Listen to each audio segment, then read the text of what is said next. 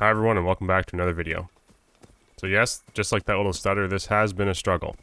However, I'm going to show you guys kind of a quick way to make yourself a lot stronger on the fighter class.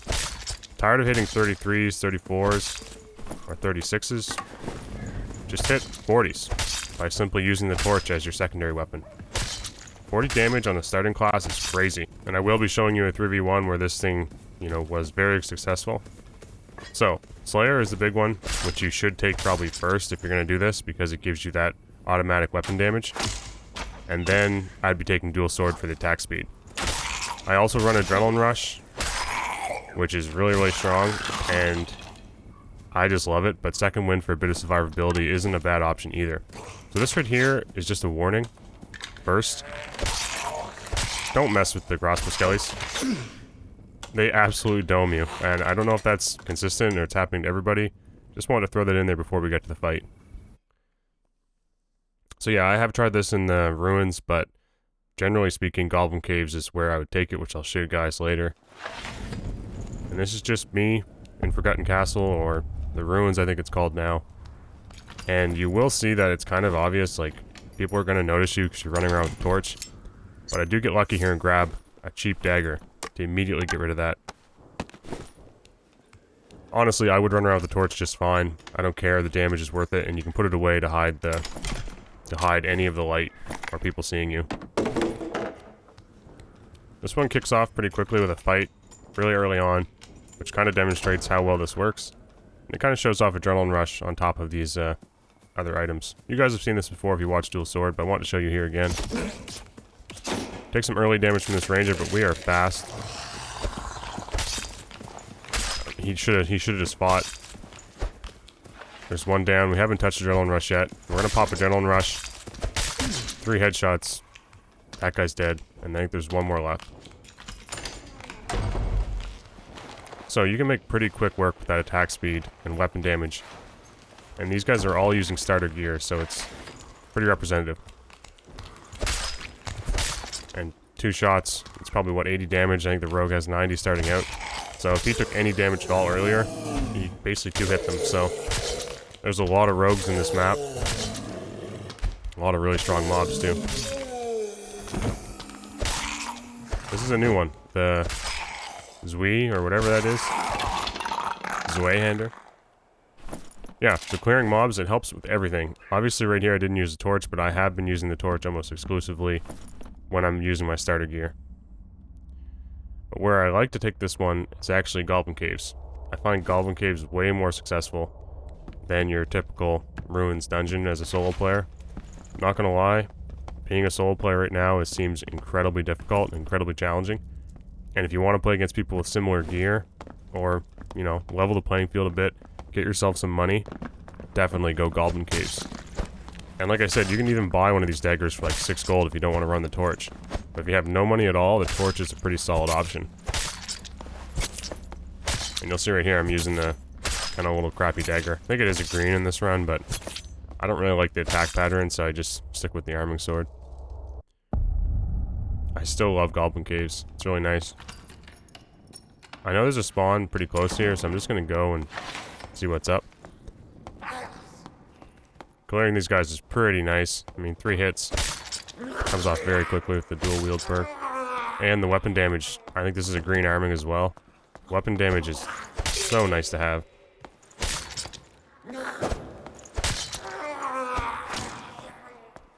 I hear an arrow, which really throws me off, but I think it must be the guy from the room beside me. I don't know where that came from.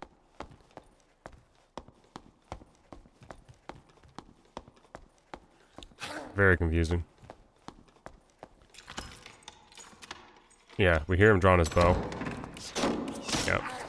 This is like a fighter's dream. Sprint. Adrenaline Rush. This is like the ultimate counter to Ranger now, and Rangers have been nerfed pretty hard, so you have projectile resistance on your 3rd perk if you get to that level, like level 15. However, if you're taking perks, I'd go Slayer than Dual Wield, like I said earlier, but I really like the projectile resistance. I may change that in the future because I'm finding there's a lot less Rangers, so I might switch it to something else. Maybe take a recurve or something using the multiple weapon, I forget, weapon mastery I think it's called. So this is a new rest mechanic. Most of you may know this, but basically you can rest all that HP that's recoverable. This takes forever, and it slows the game down a lot for me. Like, you have to wait a long time to get health back. It's nice that you can, but if you're in a team, it's not so detrimental because you can have other guys clearing mobs or looting stuff while you're resting. When you're solo, it takes a lot of time. I mean, it's nice that you can get the health back, and it is beneficial. But I honestly prefer to just rely on meds and have that mad scramble where no one can really heal that much. Where, honestly, that's why Second Wind isn't quite as good anymore either. Because you kind of get a bit of healing for free in this now. You get tagged there, which is really frustrating. And you'll see later, actually, I do catch a guy that's, you know, taking a little rest at a really bad time. We'll pot up, get most of our HP back, and then I might actually rest the last bit of it, but we hear a guy kind of close, so... Sounds like he's right behind this door. But he's actually below us, unfortunately.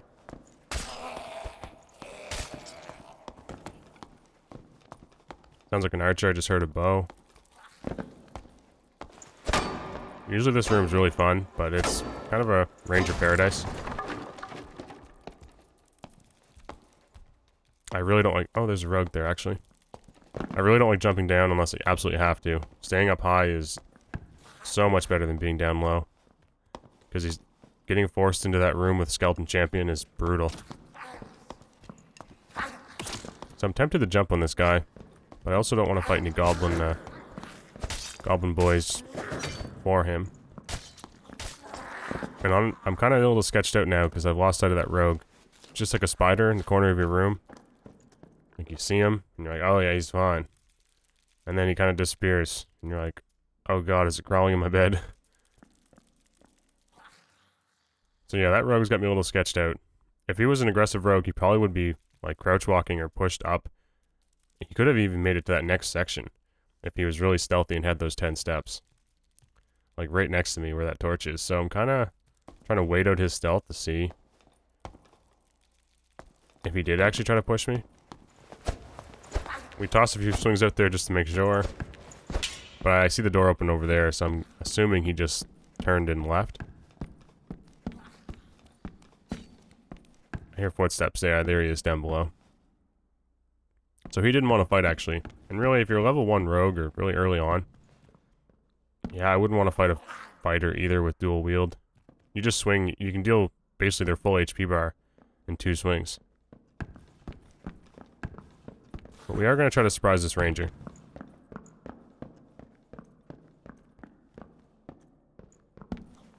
We timed this very well, because it turns out he was actually just taking a rest here.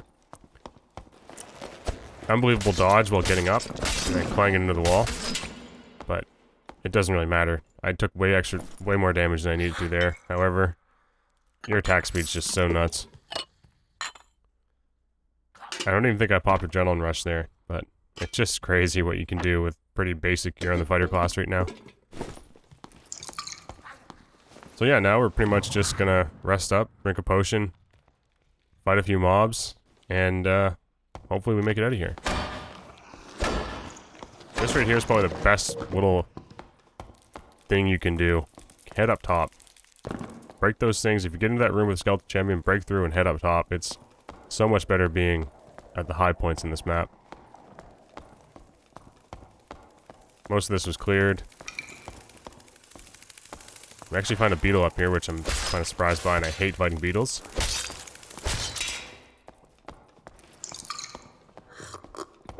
Drink another potion, and we should be pretty much clear. Like, most people have already died, so I don't think there's too many people left. We get into this last room, and we do find a portal, which actually the guy opened for us, which was very nice of him. He obviously didn't get to it in time. And having so much struggles on ruins and really not played much yet, I'm going to take any little bit of loot I can and just get the heck out of here.